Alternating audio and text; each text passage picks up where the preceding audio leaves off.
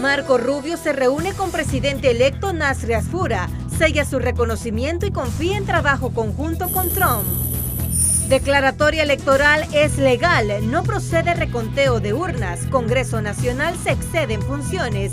Ana Paola Hall.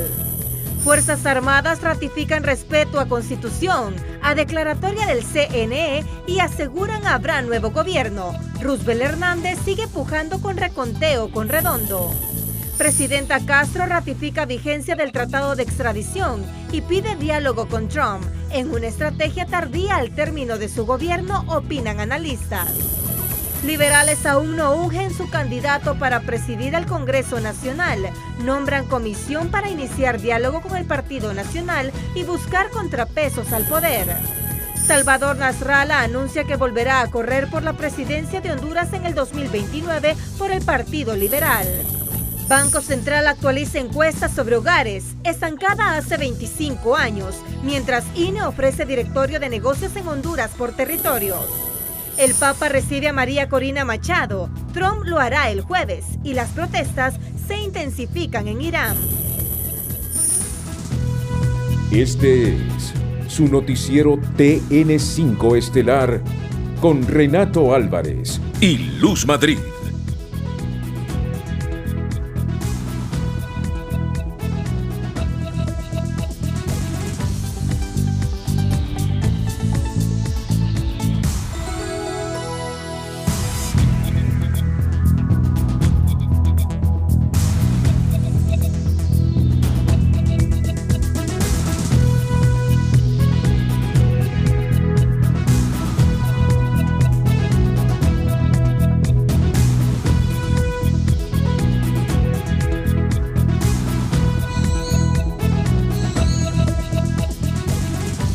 Buenas noches, Honduras. Bienvenidos a la emisión de este lunes 12 de enero.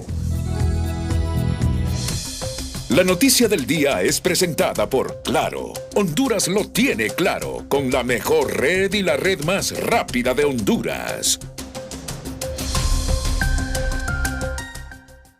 El presidente electo de Honduras, Nasri Asfura, empieza a sellar su reconocimiento internacional con la primera gira como mandatario electo a Estados Unidos, donde ha sido recibido por el secretario de Estado Marco Rubio y otros altos funcionarios con quienes reafirmó los lazos de amistad y cooperación con Honduras. La oficina de Rubio indicó que el encuentro responde a un acercamiento directo entre la administración de Trump y el respaldo político a la elección de Asfura en los comicios del 30 de noviembre de 2025. El presidente electo de Honduras, Nasri Asfura, ha iniciado su primera gira con la mira puesta en Estados Unidos e Israel, en un afán por recomponer relaciones con dos naciones aliadas, de las cuales la administración de la presidenta Castro se mantuvo distante. En su gira por Washington, que comenzó este lunes, Asfura fue recibido por el secretario de Estado de Estados Unidos, Marco Rubio, donde aprovecharon para abordar asuntos bilaterales y de cooperación, según trascendió desde la oficina de Rubio. Temas como la seguridad, migración, desarrollo económico y fortalecimiento institucional fueron parte de las pláticas sostenidas, donde Rubio destacó la disposición del presidente electo de alinear su gobierno con los objetivos estratégicos de Washington en la región. La reunión, según la oficina de Marco Rubio, marca un acercamiento directo con la administración del presidente Trump y refuerza el respaldo político que Nasri Asfura ha recibido desde su elección, tras ser declarado como presidente electo de Honduras por el Consejo Nacional Electoral. Previo a este encuentro, también se reunió con el secretario de Comercio de Estados Unidos, Howard Lutnick. El encuentro fue informado por la oficial del secretario Lutnick, quien detalló que la reunión con Asfura fue para discutir el fortalecimiento del comercio, la inversión y la cooperación económica entre Estados Unidos y Honduras. Bajo el liderazgo del presidente Donald Trump, nos centramos en relaciones recíprocas que generen crecimiento real, empleos reales y resultados reales para Estados Unidos y para nuestros socios, cita el mensaje difundido este día por la red social X. Mientras la oficina del presidente electo de Honduras informó que la agenda de ASFURA contempla encuentros estratégicos con autoridades del sector gubernamental y representantes del sector privado, orientadas a profundizar los lazos de amistad, promover la cooperación económica, atraer inversión, generar empleo, abrir espacios para la empresa local, fortalecer la seguridad e impulsar políticas públicas en beneficio de nuestros migrantes. La gira tiene un fuerte simbolismo en torno al reconocimiento internacional al triunfo de ASFURA y el interés de los países por estrechar lazos de cooperación y amistad con Honduras en un nuevo contexto, cuando en el país asuma el poder un nuevo gobierno el próximo 27 de enero. Asimismo, cuando en el país el Congreso Nacional intenta mediante un decreto considerado ilegal por los juristas obligar al CNE a un recuento de votos pese a existir una declaratoria oficial ilegal como manda la Constitución. En este contexto de estira y encoge, las Fuerzas Armadas han garantizado la alternabilidad en el poder y el respeto a la declaratoria del CNE, mientras la Secretaría General de la OEA ha expresado el fin de semana en un comunicado que un reducido grupo de parlamentarios, ignorando las normas parlamentarias internacionales, intenta obstruir en Honduras una transición pacífica del poder en forma democrática, respetando el voto popular. La visita de ASFURA en Washington y el encuentro con Rubio se produce también en un contexto regional complejo, donde Estados Unidos busca aliados firmes en Centroamérica para enfrentar desafíos como el crimen organizado, la migración irregular y la estabilidad democrática. El gobierno de ASFURA, a su vez, intenta dar mensajes sólidos de continuidad y fortalecimiento de las relaciones con Estados Unidos, apostando por una política exterior basada en la cooperación y el pragmatismo. ASFURA es acompañado en su visita por la embajadora y ex canciller Mireya Agüero, quien suena como la próxima canciller en su gobierno. Tras la reunión sucedida con Nasri ASFURA, el secretario de Estado, Marco Rubio, se pronunció a través de la red social X con el siguiente mensaje. Es un placer dar la bienvenida al presidente electo de Honduras, Tito ASFURA, al Departamento de Estado y felicitarlo por su victoria electoral. Reafirmamos nuestro compromiso de profundizar la alianza entre Estados Unidos y Honduras para que nuestro hemisferio sea más seguro y próspero. El congresista republicano Carlos Jiménez también manifestó que desde el Congreso de Estados Unidos apoyamos firmemente al nuevo gobierno electo de Honduras, encabezado por Nasri ASFURA, y seguiremos trabajando de cerca con nuestros homólogos, tanto del Partido Nacional como también del Partido Liberal. Basta ya del cártel Zelaya, aseveró Jiménez.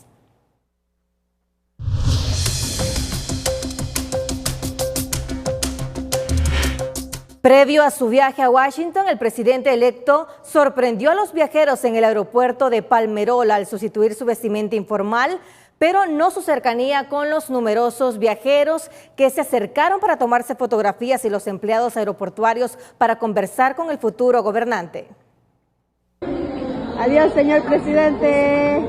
A 2 semanas de asumir la presidencia de Honduras, Nasri ASFURA emprendió viaje a Washington para sostener encuentros con la administración de Donald Trump, marcando no solo su debut internacional como mandatario electo, sino también una transición simbólica, la del candidato cercano al jefe de Estado en formación. El cambio fue visible desde el atuendo. El presidente electo dejó en la maleta los jeans y la camisa azul claro y los burros que lo acompañaron durante la campaña. Y optó esta vez por un pantalón oscuro de tela, camisa formal, zapatos negros cuidadosamente lustrados y hasta una faja, prenda poco habitual en él, en una imagen que reflejó el peso del cargo que está por asumir. Sin embargo, su formalidad no alteró su esencia.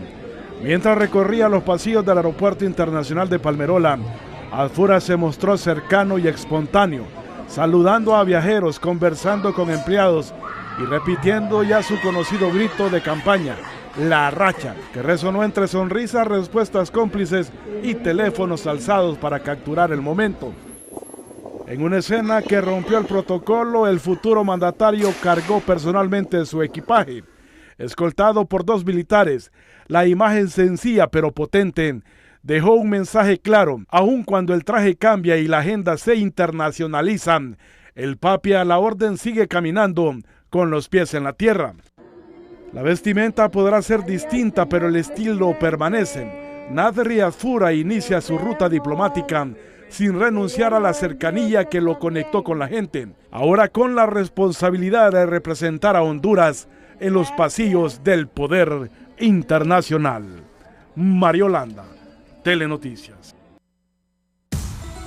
Vamos a ir a la primera pausa comercial. Cuando regresemos, conocerán ustedes qué ha decidido hoy el Congreso de los autoconvocados sobre las resoluciones tomadas en el Congreso de Redondo. Atentos. Hoy el Congreso de más de 70 diputados ha resuelto desconocer todo lo que hace Luis Redondo en la sesión del Congreso de la semana anterior.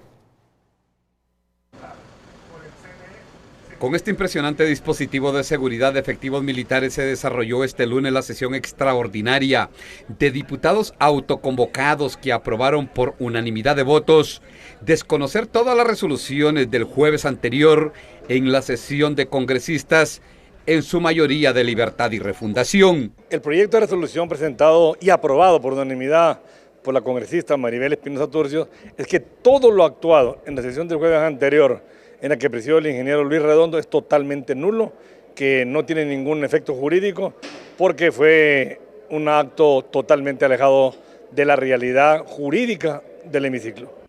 El proyecto de ley de la diputada del PSH Maribel Espinosa también contiene la petición expresa de perseguir penalmente a quienes ese día y en esa sesión cometieron varios delitos, entre ellos de traición a la patria. Pero hoy tenemos que decir basta. Y a los diputados electos del Congreso les digo, si no hay sanción, no habrá escarmiento. Y desde aquí exijo que enjuicien a los traidores de la patria.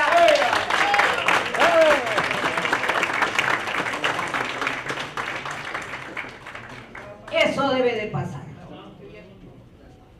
Eso es estar sometidos a la ley. No quiero componendas de impunidad. Por unanimidad, el Pleno de Diputados también aprobó otra iniciativa de ley, una acción preventiva para que un juez o un magistrado del Poder Judicial sustituya al ministro de Gobernación y Justicia en caso de no asistir al traspaso de mando en el Congreso Nacional. Si el día 21 de enero del año 2026 y con motivo de la primera sesión preparatoria se provoca la indebida ausencia del secretario de Estado en los despachos de Gobernación, Justicia y Descentralización o de su sustituto legal, y con el fin de evitar que con dichas ausencias se impida la instalación del Congreso Nacional, la primera sesión preparatoria será presidida por cualquier magistrado de la Corte Suprema de Justicia o, en su defecto, cualquier juez de letras o paz de la República. En este mismo proyecto de resolución se exhorta a las Fuerzas Armadas brindar toda la seguridad necesaria los días de la transición legislativa, tanto en el Congreso Nacional como en sus alrededores, al jefe del Estado Mayor Conjunto, Héctor Valerio, a la Junta de Comandantes, oficiales y tropas de las Fuerzas Armadas, les trasladan la felicitación y el reconocimiento por no acatar órdenes ilegales, tanto del Congreso Nacional como de la Presidencia de la República. La consejera presidenta del CNE, Ana Paola Hall, fijó una postura firme en defensa de la legalidad del proceso electoral y de la declaratoria de las elecciones generales frente a los recientes cuestionamientos surgidos desde otros poderes del Estado. A través de sus redes sociales, Hall recordó que el Consejo Electoral cumplió con el mandato constitucional al realizar el escrutinio general y emitir la declaratoria dentro de los plazos establecidos por la ley, por lo que no existe base legal para reabrir el proceso ni para ordenar un nuevo conteo de actas. Asimismo, hizo un llamado directo a las Fuerzas Armadas, recordándoles su mandato constitucional de respetar la democracia, garantizar la custodia del material electoral, la seguridad del proceso y la alternancia en el ejercicio del poder sin intervenir en decisiones de carácter político o electoral. La titular del órgano electoral advirtió que ningún poder del Estado puede emitir directrices para desconocer la autonomía del CNE o usurpar sus atribuciones. Y calificó como inconstitucional e ilegal cualquier intento de interferencia desde el Legislativo o el Ejecutivo. En su pronunciamiento, Hall subrayó que el CNE es un órgano independiente, que sus resoluciones no son consultivas ni vinculantes para otros poderes y que cualquier inconformidad debe tramitarse únicamente por las vías legales a través de los recursos establecidos en la normativa electoral. También destacó que el proceso electoral contó con observación nacional e internacional, que el material electoral permanece bajo custodia conforme a la Constitución y que la alternancia en el poder está garantizada. Finalmente, Hall llamó a respetar la institucionalidad democrática, advirtiendo que desconocer la declaratoria electoral pondría en riesgo la estabilidad del país y reiteró que el CNE no cederá a presiones políticas, defendiendo su autonomía, la legalidad del proceso y la voluntad expresada por el pueblo hondureño en las urnas. La consejera presidenta del CNE, Ana Paola Hall, ha sido clara en señalar que el reconteo de actas que pide el Congreso Nacional no solo es ilegal, sino que usurpa funciones constitucionales propias del CNE, un hecho que, según los entendidos, obedece a una estrategia más política que jurídica por parte de Luis Redondo, que busca, a como dé lugar, obstaculizar una transición de poder y burlar el voto popular expresado el 30 de noviembre del año pasado. Ante los acontecimientos de los últimos días, la consejera presidenta del CNE fue categórica al defender la legalidad de la declaratoria de las elecciones generales y advertir que poderes del Estado emiten directrices inconstitucionales orientadas a desconocer la autonomía del ente electoral y a usurpar sus atribuciones. Este abogado coincide con esa postura al calificar como necedad el accionar del titular del Legislativo con el propósito de mantener el oficialismo en el poder. Está necio, porque es necio como solo él mismo, quiere hacer este juego político porque sabe que ya se van, están a menos de 15 días de irse del poder y van a hacer lo que tengan que hacer para quedarse en él. El pronunciamiento de Hall surge luego de que este fin de semana en Consejo de Ministros, la presidenta Castro respaldara el decreto legislativo impulsado por Luis Redondo y su bancada para pedirle al organismo electoral que inicie de inmediato un nuevo escrutinio de la totalidad de las actas de cierre. Al respecto, la abogada Carla Romero no vacila en calificar como ilegal la escalada de quienes mueven los hilos en el Congreso, pese al rechazo en el CNE y en el TJE para revisar más de 8.000 actas que supuestamente favorecen al presidenciable liberal Salvador Narrala. Es ilegal. Es ilegal. La vía no es esa, la vía es la que está establecida en la ley, en la Constitución, que es irse al superior jerárquico a solicitar una respuesta que nunca se nos ha dado y que creo que no se va a dar, pero esto queda para el futuro. La aprobación del decreto que solicita un nuevo conteo de votos responde a más interpretaciones políticas que jurídicas, de acuerdo con los analistas, que señalan la necesidad urgente de realizar reformas electorales en el país. Ha quedado al desnudo un elemento más para valorizar y evaluar las reformas electorales de manera inmediata en Honduras. No podemos continuar en este desorden democrático. Tenemos democracia, pero está desordenada.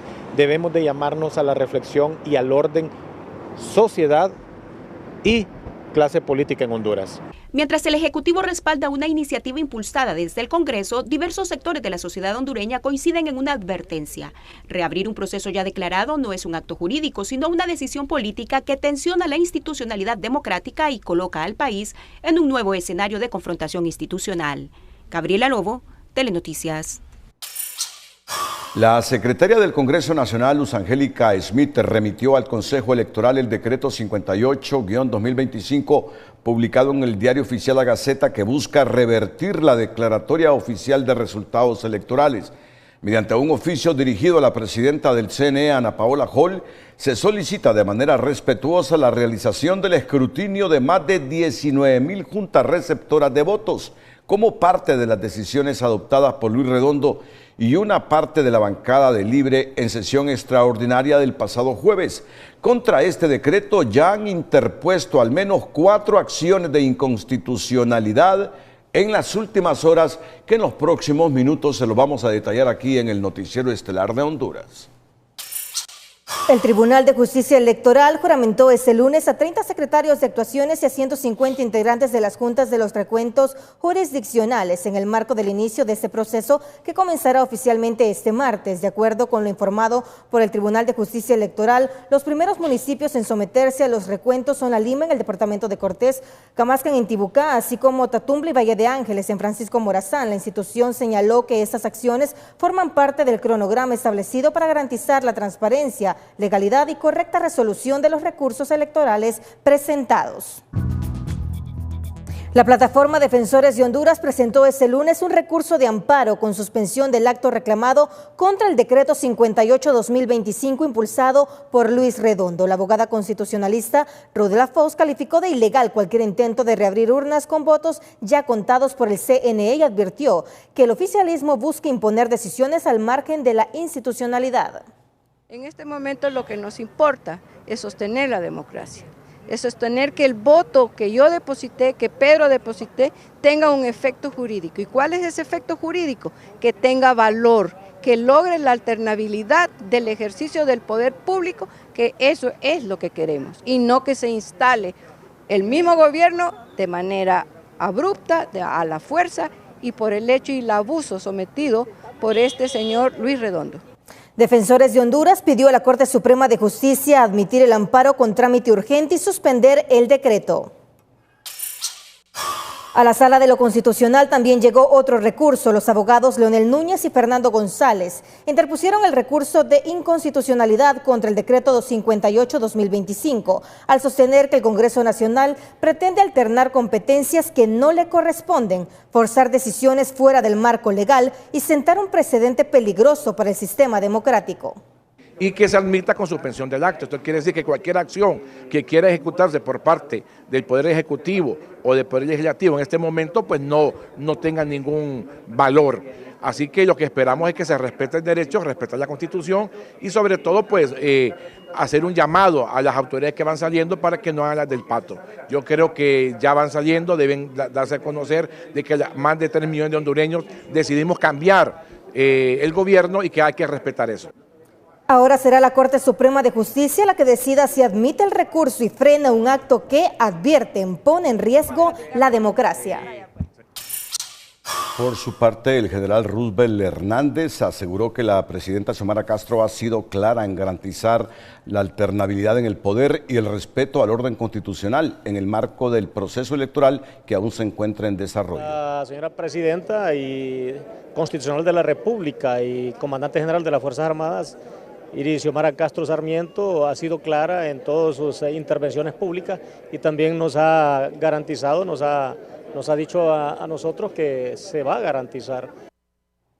Hernández explicó que todavía están a la espera del conteo total del 100% de las actas originales por parte del Consejo Electoral, señalando que el proceso se ha realizado de manera parcial y que aún resta por sumar más de 1 millón de votos, los cuales, dijo, deben contabilizarse para respetar plenamente la soberanía popular. Todo va como debe de ir, solamente estamos pues a la espera del conteo total del 100% de las actas originales de cierre del CNE. Entiendo que lo han hecho de manera parcial y hay más de 1 millón de votos que hay que sumarlos y que cuentan para poder respetar la soberanía popular. Así que esto esperamos que se lleve a cabo hasta a finales de este gobierno para poder salvaguardar lo que es la democracia, el proceso democrático. El titular de Defensa añadió que lo publicado en el Diario Oficial La Gaceta establece que el CNE debe completar la sumatoria total de las actas y que una vez concluido ese proceso el resultado será definitivo, asegurando que la institución armada garantizará lo que manda la Constitución de la República. Contrario a las manifestaciones de Hernández, el jefe del Estado Mayor Conjunto, Héctor Benjamín Valerio, señaló este lunes que las Fuerzas Armadas continúan resguardando el material electoral y aseguró que la institución castrense se mantiene alerta para que se respete la declaratoria oficial de resultados del CNE. La señora presidenta y constante para poder demostrar y poder hacer que la declaratoria del Consejo Nacional Electoral pues pueda ser cumplida. Una de nuestras funciones que manda la Carta Magna, el artículo 72, es garantizar la alternabilidad en el ejercicio de la presidencia de la República y es una misión que como Fuerzas Armadas la vamos a cumplir. Han escuchado a Héctor Benjamín Valerio, el actual jefe del Estado Mayor Conjunto de las Fuerzas Armadas. La institución castrense está alerta para que se respete la declaratoria oficial que divulgó el Consejo Nacional Electoral. La declaratoria del 24 de diciembre en el nivel electivo presidencial y la declaratoria del 30, donde se emitió los resultados también y los resultados de los niveles electivos de corporaciones y del Congreso Nacional. Para que quede muy claro esto, el ministro de Defensa, voy a hacer un contraste entre la opinión que tiene, entre la opinión política y no jurídica que tiene el ministro de Defensa, Rubén Hernández. La señora presidenta y constitucional de la República y comandante general de las Fuerzas Armadas, Iris Xiomara Castro Sarmiento, ha sido clara en todas sus intervenciones públicas y también nos ha garantizado, nos ha dicho a nosotros que se va a garantizar. Así que todo va como debe de ir, solamente estamos pues a la espera del conteo total del 100% de las actas originales de cierre del CNE. Entiendo que lo han hecho de manera parcial y hay más de 1 millón de votos que hay que sumarlos y que cuentan para poder respetar la soberanía popular. Así que esto esperamos que se lleve a cabo hasta a finales de este gobierno para poder salvaguardar lo que es la democracia, el proceso democrático. Pero el actual jefe del Estado Mayor Conjunto es del criterio que las Fuerzas Armadas, 20.000 hombres bajo su mando, van a respetar la declaratoria del Consejo Nacional Electoral. Estamos alerta constante para poder demostrar y poder hacer que la declaratoria del Consejo Nacional Electoral pues pueda ser cumplida. Una de nuestras funciones que manda la Carta Magna, el artículo 72, es garantizar la alternabilidad en el ejercicio de la presidencia de la República y es una misión que como Fuerzas Armadas la vamos a cumplir. Está muy claro todo, está muy claro todo. Uno que está supeditado a lo que es la estrategia del partido en el gobierno y el otro que está claro que le merece todo el respeto a la presidenta de la República porque es la comandante general de las Fuerzas Armadas, pero que por sobre la presidenta de la República existe una constitución que es a la que todos le debemos respeto y supeditarnos a ella. Ambos reconocen la autoridad de la presidenta, pero por sobre la presidenta está la Constitución. La Constitución que le dio rango constitucional al Consejo Electoral y que define que no existe por sobre la declaratoria del CNE nadie que se pueda interponer. Por eso les dije la semana pasada a hondureños, tranquilos, duerman tranquilos, porque las Fuerzas Armadas en estos últimos meses, últimas semanas, se ha supeditado a la Constitución de la República. Mientras tanto, Mel Zelaya convoca a diputados electos de Libre a reunión para acordar la unidad. Mediante sus redes sociales, el coordinador general de Libre, Manuel Zelaya, convocó a la nueva bancada de 35 diputados a sesión de emergencia este martes a las 2 de la tarde en la sede central de ese instituto político en el Distrito Central. El punto único de agenda es la unidad del partido ante la crisis del bipartidismo por la próxima instalación del Congreso. Zelaya recordó que los diputados no están nombrados para guardar silencio ante el crimen electoral contra la soberanía popular y la democracia. En una reunión celebrada este lunes, el Pleno del Consejo Central Ejecutivo del Partido Liberal, junto a alcaldes electos y reelectos, diputados y ex candidatos presidencial, acordó conformar una comisión especial para buscar consensos con otras fuerzas políticas en la elección del presidente del Congreso Nacional. Tenemos que abrir un puente de comunicación con las otras fuerzas políticas en aras de lograr culminar ese anhelo del Partido Liberal, dadas los resultados electorales apretados, que si el Partido Nacional va a presidir el Poder Ejecutivo, que el Partido Liberal presida el Poder Legislativo para que haya balance en el poder. No vamos a construir con la gente que quiere destruir la democracia y la paz de nuestro país. Vamos a construir con la gente que quiera construir un Honduras, que estemos de la mano juntos y que esta nueva generación, mire, es gente buena, que quiere transformar Honduras, que tenga una oportunidad de hacerlo con un Congreso Nacional plural, abierto para todos nosotros. Además de Lara y Sabas, integran la comisión especial Erika Urtecho, Alexander López, Alan Ramos, Octavio Pineda, Naún Cálex y Francis Cabrera. Trascendió que durante la reunión también se plantearon fuertes reclamos a Salvador Nasralla, a quien se le cuestionó por los constantes ataques dirigidos a miembros del partido que no comparten su línea de pensamiento, entre otros señalamientos. El Partido Liberal optó por nombrar una comisión especial para liderar pláticas con el Partido Nacional que permitan construir consensos en torno a quién va a dirigir el Parlamento a fin de garantizar un equilibrio de poderes. Estas negociaciones deberán estar concluidas antes del 20 de enero. Los acuerdos deben quedar formalizados por escrito antes del próximo martes 20 de enero.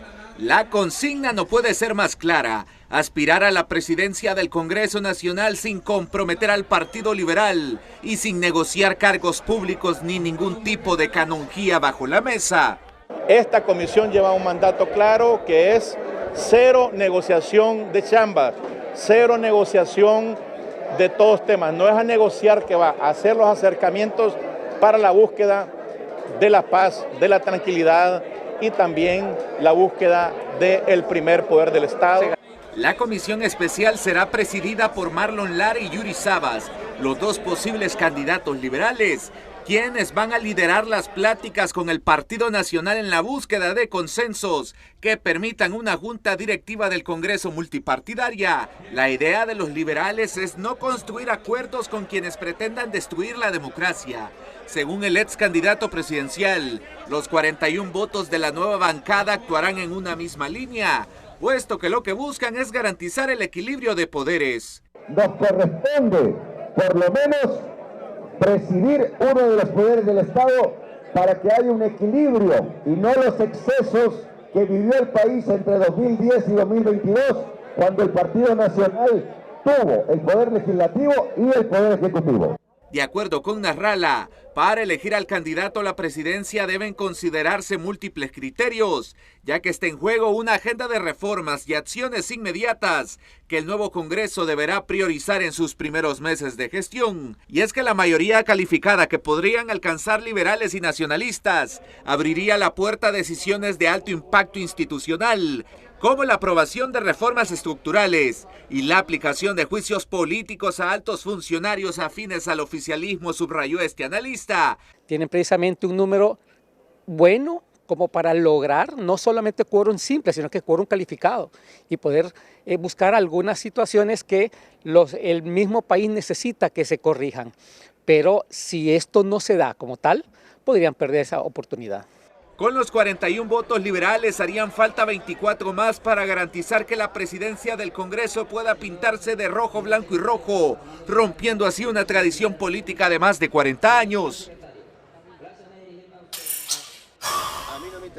El ex candidato presidencial liberal Salvador Nasrallah asumió la derrota en las elecciones generales frente a Nasrias Fura, no sin antes anunciar que buscará la presidencia de la República por cuarta ocasión en el proceso electoral de 2029. Voy a ser el candidato del Partido Liberal. Vamos a hacer las reformas electorales que se necesitan para volver a ganar las elecciones, esta vez en forma definitiva. Y obviamente los diputados que quieran irse por el lado chueco de la corrupción de alguno de los cárteles, pues no serán parte, porque ahora sí voy a tener suficiente tiempo para hacer mis estructuras que no tuve. Nasrallah recordó que en 2025 tuvo que apoyarse en las estructuras actuales del Partido Liberal, señalando que muchas personas trabajaron con compromiso, mientras que otras únicamente actuaron en función de sus intereses personales.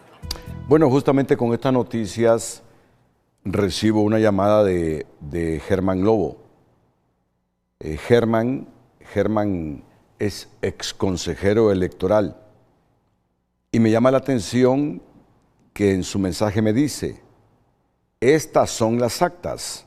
Vamos a poner el cuadro que me ha enviado Germán Lobo, que no se escrutaron y jamás representan 1 millón de votos, como lo dice Roosevelt, refiriéndose al jefe de al jefe del Estado Mayor Conjunto de las Fuerzas Armadas y ahora secretario de Defensa. Estas son las actas que no se escrutaron. Pueden verlas en pantalla. Si nuestros técnicos agrandan un poquito más, hacer un acercamiento para que la gente vea. Y jamás representan 1 millón de votos, como lo dice Roosevelt. Germán, susténtame por favor tu criterio como ex consejero electoral. Adelante. Muy buenas noches, Renato, un placer para mí saludarlo. Bueno, esta es una imagen que acabo de bajar de la plataforma del Consejo Nacional Electoral, y ahí usted puede ver cuáles son las actas con inconsistencia que el Consejo no logró debido al tiempo procesar. Si usted multiplica esas 306 actas por un promedio de 210 votos, le va a llegar como a 64,000 votos. Esas son las actas que el Consejo no pudo escrutar. Claro, hay un tema ahí que se tenían que haber las partes interesadas acudir al Tribunal de Justicia Electoral, que son los reclamos administrativos que se hicieron, pero eso no garantiza. Esos reclamos administrativos de una u otra manera iban a salir totalmente favorables a los peticionarios.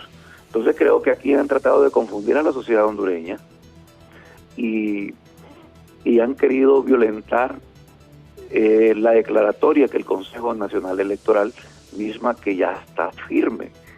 Y el Consejo Nacional Electoral no puede modificar ninguna declaratoria y no hay ningún poder del Estado que lo pueda obligar a modificar una declaratoria. Germán, y tomo con más valor lo que nos estás diciendo por tu experiencia como ex consejero electoral, a pesar de que tú perteneces al movimiento de Salvador y aspirabas por el movimiento de Salvador Nasrallah, pero veo que prima el conocimiento tuyo como ex consejero por la formación que tienes en materia electoral. Germán.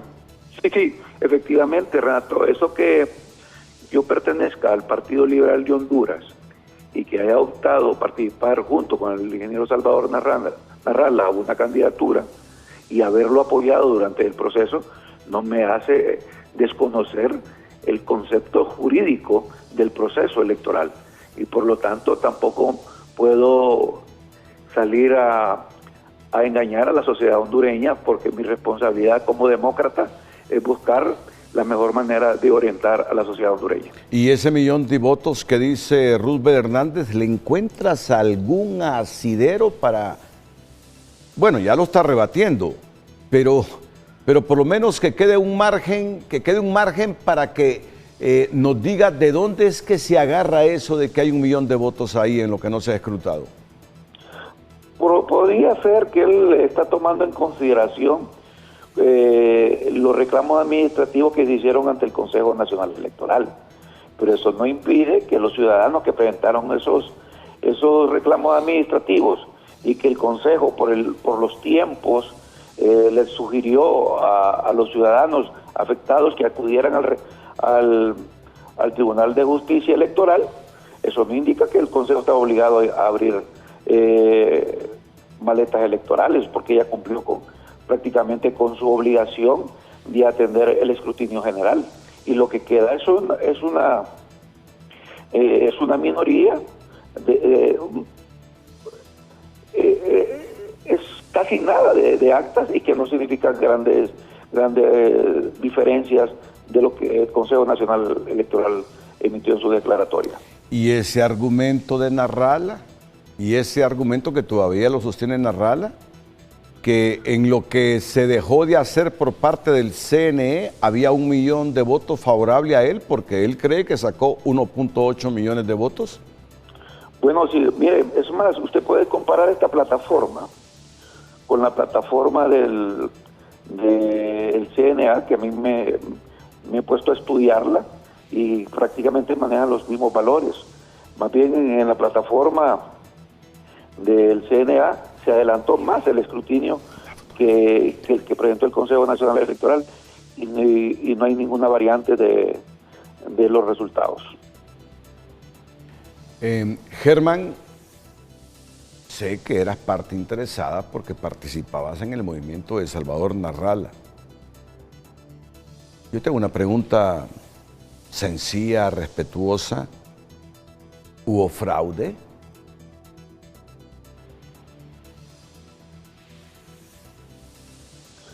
Yo sobre ese tema de fraude, esa palabra a mí no me gusta utilizarla. Creo que hubieron alguna serie de inconsistencias, podrían haber existido, pero el mismo Consejo y los observadores internacionales nos ilustraron que no eran objeto como para señalar que hubo fraude. Que tuvimos alguna, dentro del partido, tuvimos alguna, no pudimos contar con toda la estructura, eso es cierto. Bueno, y ahora que tú dices eso, es importante, justo cuando escuchamos a Salvador Narrala, que hoy sí va a lanzarse nuevamente, a pesar de que no tenemos presidente todavía ya en el ejercicio de sus funciones, sí tenemos presidente electo, que es Narria Fura, por la declaratoria del Consejo Nacional Electoral, pero no ha asumido su cargo, Narrala dice que se lanza en la próxima, pero siempre deja el argumento de que hubo fraude. Esa empresa que realizó la transmisión de resultados electorales preliminares, ¿te parece? Entrevisté a su CEO hace algunas semanas, él tiene sus argumentos. ¿Te parece que esas interrupciones fue hackeo o fue manipulación, Germán Lobo? Para mí fueron aspectos sumamente técnicos. Era una empresa que, según los conocimientos que nosotros tenemos y lo que pudimos indagar de ella, es una empresa que no había tenido una experiencia en un proceso fuera de su país, y en Honduras vino a experimentar, y creo que eso es el precio que ha pagado el proceso. Creo que con este proceso nos queda una experiencia y una lectura muy importante, que para eso se celebran las elecciones primarias, y considero que las elecciones primarias nos sirven para hacer los ajustes para las elecciones generales, y para las elecciones generales no podemos estar improvisando, más solo tenemos que hacer los ajustes de las elecciones primarias, y debíamos considerar el trabajo que se hace en las elecciones primarias y continuar con el mismo y solo mejorarlo. Germán, y ahora te pregunto, ¿qué pasa haciendo el Consejo Electoral 4 años? ¿Por qué todo de manera abrupta en el año de las primarias y las generales, cuando hay siempre un presupuesto anual para el Consejo Electoral? ¿Qué pasan haciendo los consejeros, Germán? Mi estimado amigo Renato Álvarez, hay algo aquí que nadie lo ha dicho. Y creo que uno de los errores que se pudo haber cometido, que lo da de origen la ley. Recuerde que el consejo en el cual nosotros participamos, elaboró todo el proyecto de las elecciones primarias. Se hizo la convocatoria, pero a los 2 días de haber hecho la convocatoria y haber dejado estructurado todo el proceso, todo el diseño, como se había visualizado el proceso, 2 días después de la convocatoria, el 12 de septiembre, vacamos de nuestros cargos y llegó una nueva administración que el proyecto que se dejó para las primarias, de repente ya ellos los trastocaron porque no era su visión como la visión que teníamos nosotros. Y creo que uno de esos podría ser algunas de las consecuencias de ese cambio que se dio en el Consejo Nacional Electoral. Pues necesitamos reformas para que esto no ocurra. Sí, no puede ser que si presupuestamos todos los años para pagar empleados y a consejeros en el CNE, nos salgan que en el último año de las primarias, en el último año de las generales, todo se les aglutina tomando decisiones ya por factores políticos y contra el tiempo. Alguna reforma debe haber en eso. Y creo que esta lección de este proceso es muy importante y hay que señalarlo, que en el ciclo electoral, en el año que manejamos el ciclo electoral, no deberían de haber cambios de autoridades, porque trastoca, porque el grupo que estaba anteriormente tenía una visión de montar el proceso, por la experiencia que se traía del 2021, pero ya para este proceso, después de las primarias, hubo cambio de autoridades. Entonces, tuvieron que volver a revisar el proyecto que se había montado, la visión que se tenía montada, y ahí estaban los resultados, pues. Gracias, Germán. Gracias por tener el valor, por tener la valentía de reflexionar de esa manera, pensando en la democracia y que no nos ocurra otro evento como el que nos ha pasado esta vez. Un día nuestro pueblo va a explotar y vamos a convertir un evento electoral, como son las elecciones generales, en una guerra civil. Y sobre todo, manteniendo bien pagado al Consejo Electoral de 4 años, por 4 años. Y que nos vengan que se les acumula todo en el último año.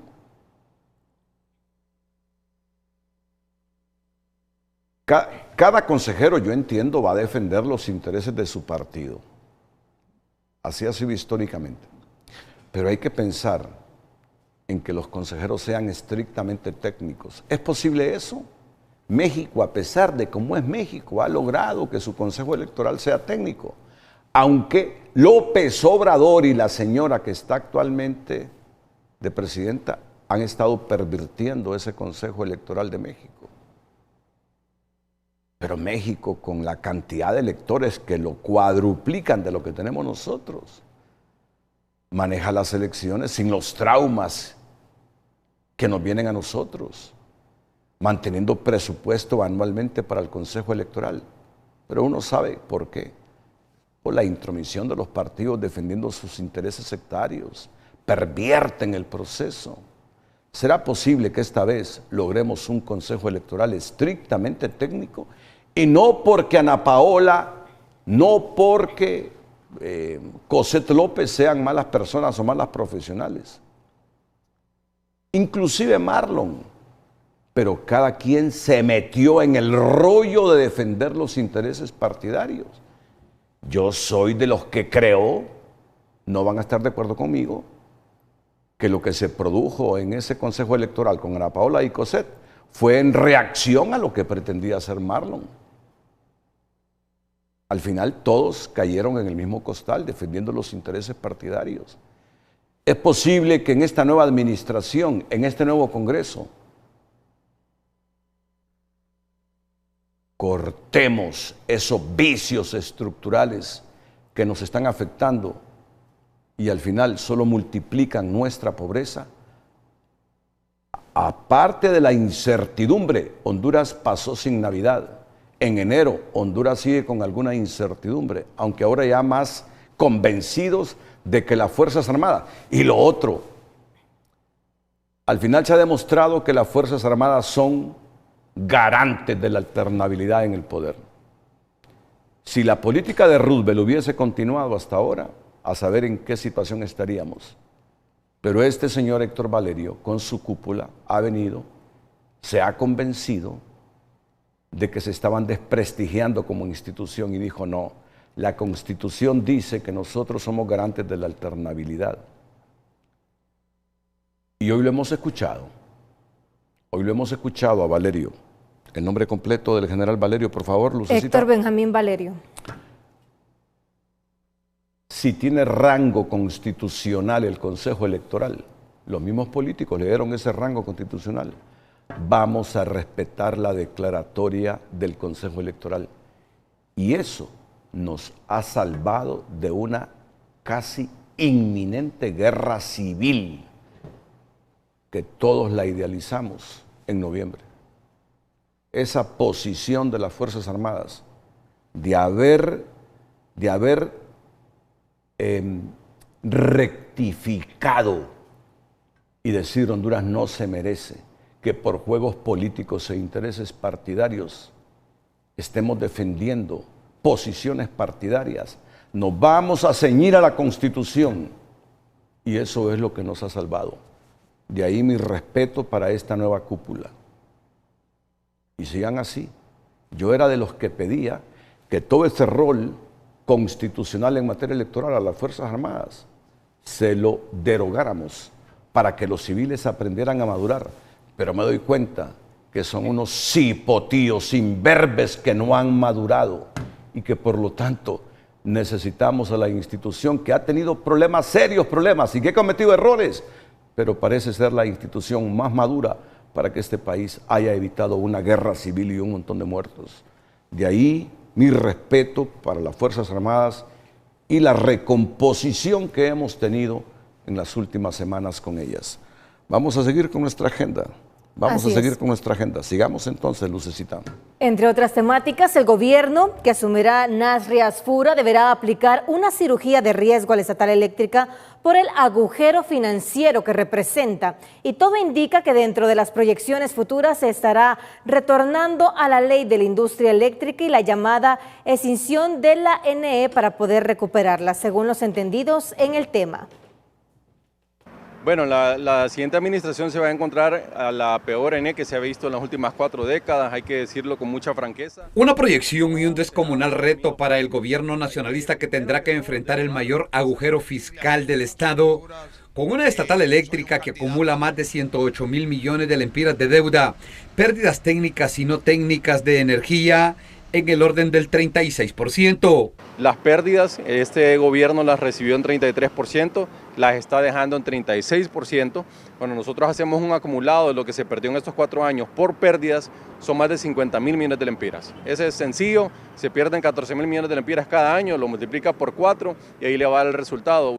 Para este experto en el campo energético, el próximo gobierno de entrada tiene que derogar la ley de energía que aprobó la administración de Xiomara Castro en el año del 2022, volver a la ley de la industria eléctrica del 2014, eliminar el programa de reducción de pérdidas, en tanto otros sugieren poner la institución en manos de expertos y no de aprendices improvisados.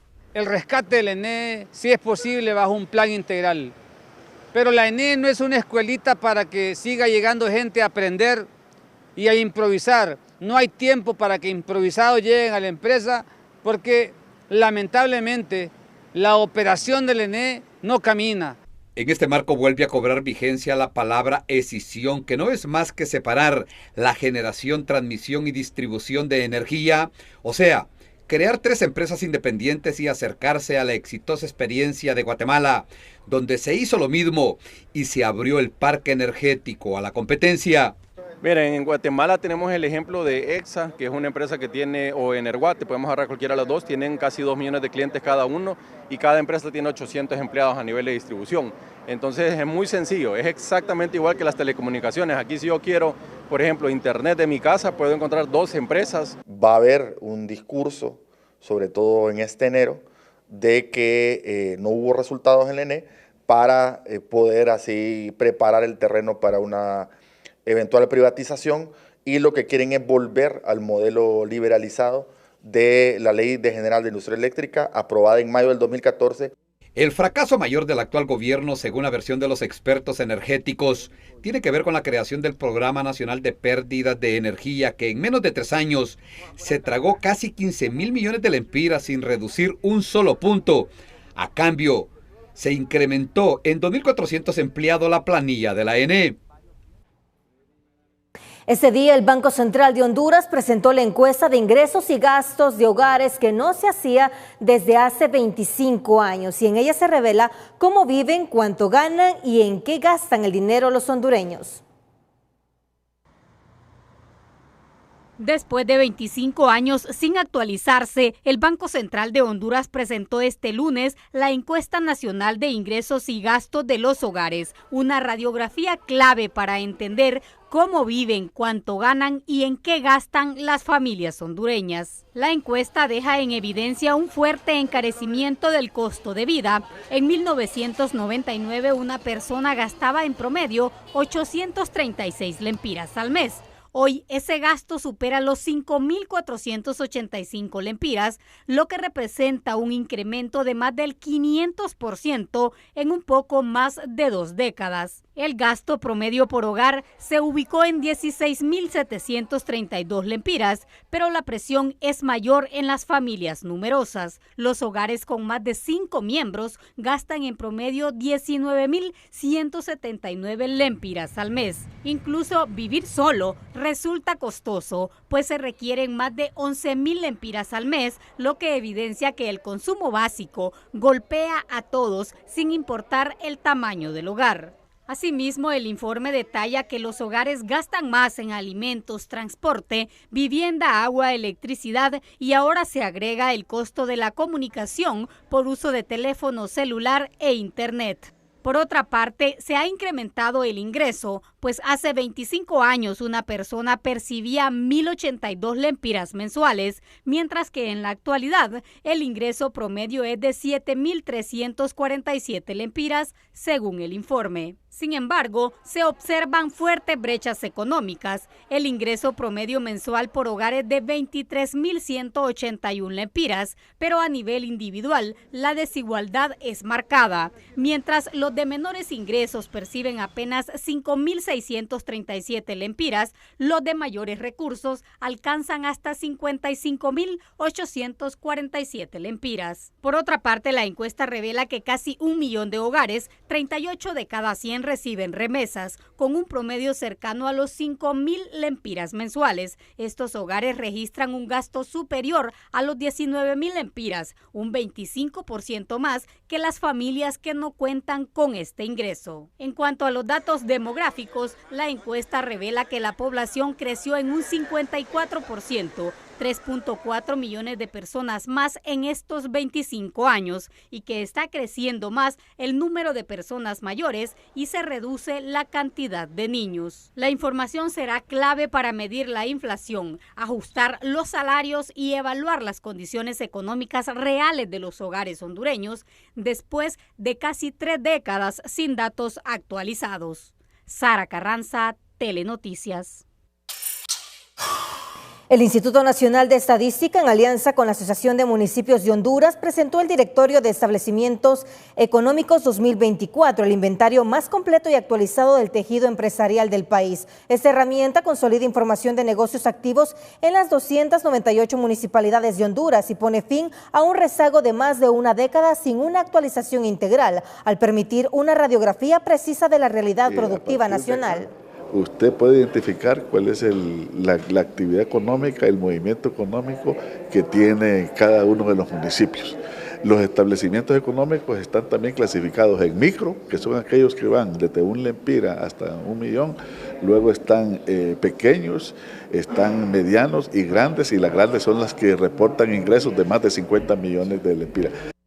Los datos revelan una alta concentración territorial de la actividad económica. Francisco Morazán lidera con 81.297 establecimientos, equivalente al 28.16% del total nacional, seguido de Cortés con 44.367 y Choluteca con 28.196 a nivel sectorial. Más del 70% de los negocios se concentran en comercio y servicios de comidas, con un claro predominio de microempresas. La concesionaria Covi Honduras informó este lunes a través de un comunicado que no se ha alcanzado ningún acuerdo para congelar las tarifas del peaje, por lo que se aplicará el incremento retroactivo a partir de este jueves 15 de enero. La compañía recordó que el acuerdo que mantenía la tarifa congelada desde 2020 vence este 14 de enero de 2026 y señaló que el gobierno aún no ha cancelado los montos adeudados por el subsidio aplicado a las tarifas de 2024 y 2025 según la empresa. La tarifa se debe ajustar cada año como lo establece el contrato, pero que ha sido subsidiada durante los últimos 5 años. Agregó que mantiene la disposición al diálogo con el gobierno y el sector transporte, pero reiteró que para la concesionaria el cumplimiento del contrato sigue siendo prioritario y debe ser mutuo. En Educación Financiera le ofrecemos algunos consejos para que las mujeres puedan hacer frente a las presiones económicas, en especial cuando son jefas del hogar. Educación Financiera es presentada por Banpaís. Esta vez tú podrás vivirlo desde el estadio. Cada compra con tus tarjetas Visa Banpaís te acerca a la Copa Mundial de la FIFA 2026. Sé económicamente independiente. La posibilidad de alcanzar sus objetivos de vida está estrechamente vinculada a su capacidad de generar ingresos por sí misma, sin depender de terceros. No significa que renuncie a la colaboración de sus allegados, sino que su estilo de vida y sueños nunca queden supeditados a las decisiones o arbitrariedades de otros. Así que tome las riendas de su futuro desde ahora. Elabore un presupuesto semanal. Saber a qué vamos a destinar nuestro dinero cada mes es de suma importancia para no incurrir en gastos innecesarios. Si aspira a gestionar mejor su dinero, no debe saltarse este paso. Ahorre para imprevistos y para la vejez. Aparte la cantidad que ya se ha propuesto ahorrar en su presupuesto, inmediatamente la recibe. Este hábito puede evitar que utilice esos recursos en cualquier otra necesidad o deseo. Mediante su cuenta de X, la presidenta Xiomara Castro informó durante el fin de semana que dejó sin valor la denuncia del tratado de extradición, instruyendo a la Cancillería a notificar oficialmente al gobierno de Estados Unidos. La mandataria aseguró que la medida reafirma el compromiso de su administración en la lucha contra el narcotráfico, respaldado, según dijo, por hechos y resultados concretos con más de 52 personas extraditadas. No obstante, advirtió que esos esfuerzos se debilitan cuando Estados Unidos concede indultos a personas condenadas por narcotráfico, una contradicción que afirmó pone en riesgo el combate conjunto contra este flagelo. En un segundo mensaje, la presidenta reiteró su llamado al mandatario estadounidense Donald Trump a sostener un diálogo directo y franco sobre el proceso electoral en Honduras, cuestionando pronunciamientos públicos que a su juicio influyeron negativamente en las elecciones generales. Finalmente subrayó que Honduras defenderá su soberanía, la voluntad popular y la alternabilidad en el poder, y reiteró la invitación a un contacto directo con Washington para abordar la situación con transparencia y respeto mutuo. La presidenta Xiomara Castro dejó sin valor la denuncia del tratado de extradición con Estados Unidos, que ella misma había ordenado en agosto del 2024, un giro político en la etapa final de su gobierno. La decisión llega en medio de acusaciones de injerencia en las elecciones hondureñas y un insistente llamado a Donald Trump para sostener un diálogo directo. Para Fernando Anduray, la administración Castro mantuvo una relación confrontativa con Washington y que el proceso ocurrió cuando surgieron señalamientos en procesos judiciales en ese país que involucraron a la familia Zelaya, lo que a su juicio colocó al Ejecutivo bajo presión. Cuando los norteamericanos a quien están señalando prácticamente es a la familia Zelaya, a su cuñado, a su esposo, a uno de sus hijos, que públicamente aparecen mencionados en juicios en los Estados Unidos. De ahí entonces que Me parece que es una medida desesperada, no sé qué pretenderá que crean los norteamericanos, que ahora se volvió buena de la noche a la mañana. Este abogado interpreta el movimiento como un intento tardío por recomponer la relación con Estados Unidos antes de dejar el poder. Recordó que la presidenta había señalado que la decisión correspondía al próximo gobierno, pero aún así intervino. Una rectificación que considera incongruente y marcada por la preocupación sobre el escenario posterior al cambio de gobierno. Creo que al final no quiere irse peleada con Estados Unidos, no quiere irse bajo un contexto en el cual se le vea como la enemiga de Estados Unidos, pero creo que ya es muy tarde. Creo que al final ese mensaje lo ha enviado demasiado tarde porque no es congruente con una acción, con acciones mediante las cuales atacó a Estados Unidos durante 4 años. En contraste, el ex canciller Enrique Reina defiende la decisión presidencial y niega que se trate de buscar una negociación política. Afirma que la medida responde a la necesidad de enfrentar la injerencia extranjera y de dejar clara la posición del Estado hondureño antes del relevo de gobierno. La presidenta hace un intento de hablar francamente con un homólogo, con un jefe de Estado. La presidenta es presidenta hasta el último minuto que quede y como tal tratará de defender los derechos del pueblo hondureño. Entonces nos preocupa que se manipule cualquier información o cualquier mecanismo para temas que no son los reales. Entonces yo creo que la presidenta lo que quiere es explicar claramente qué ha ocurrido. Para algunos entrevistados, el cambio de postura es un intento por reducir tensiones externas en un momento político complejo. La presidenta Castro corrige su decisión y frena la denuncia del tratado de extradición. El acuerdo con Estados Unidos se mantiene vigente, pero persisten las interrogantes sobre lo que se busca realmente con este movimiento. Carolina Martínez, Telenoticias.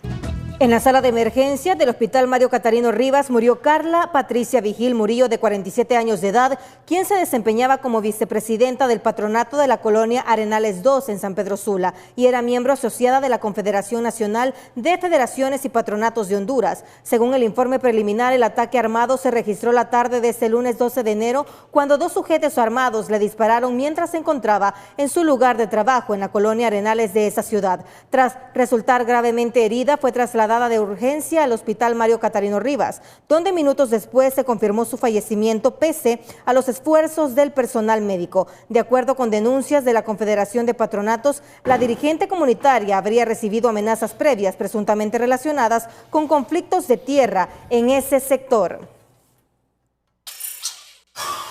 El exdiputado suplente Hermín Urquía Reyes fue detenido este lunes por la Agencia Técnica de Investigación Criminal en el barrio Guanacaste de Tegucigalpa, acusado por presuntas agresiones sexuales en perjuicio de una menor de edad, informó el Ministerio Público. De acuerdo con una investigación dirigida por la Fiscalía Especial de Protección a la Niñez y Adolescencia, los hechos habrían ocurrido en al menos 4 ocasiones, mientras la menor se encontraba sola en su habitación, aprovechando una supuesta relación de confianza y amistad con la víctima. El imputado fue trasladado al juzgado competente en el departamento de Santa Bárbara, donde enfrentará el proceso penal. Urquía Reyes fungió como suplente del actual presidente del Congreso Nacional, Luis Redondo, en el periodo 2014 a 2018. Llegamos al final del noticiero de hoy. A todos feliz noche, ¿no? A todos feliz noche y tranquilidad, tranquilidad. A todo continuación, está consumado en base a la Constitución, sí. Todo está consumado. A continuación, las 5 de TN5. Las 5 de TN5 son presentadas por Hospital Clínica y Óptica Santa Lucía. En este inicio de año aprovecha hasta un 50% de descuento en aros de marcas seleccionadas y 20% de descuento en lentes. Marco Rubio se reúne con presidente electo Narriad Fura, sella su reconocimiento y confía en trabajo conjunto con Trump. Declaratoria electoral ilegal, no procede, reconteo de urnas, Congreso Nacional se excede en funciones, dice Ana Paola Hall. Fuerzas Armadas ratifica respeto a la Constitución, a declaratoria del CNE y asegura que habrá nuevo gobierno, mientras Roosevelt Hernández sigue pujando por reconteo junto a Luis Redondo. Liberales aún no ungen a su candidato para presidir el Congreso Nacional, nombran comisión para iniciar diálogo con el Partido Nacional y buscar contrapesos al poder. El Papa recibe a Marina Corina Machado, Trump lo hará el jueves y las protestas se intensifican en Irán.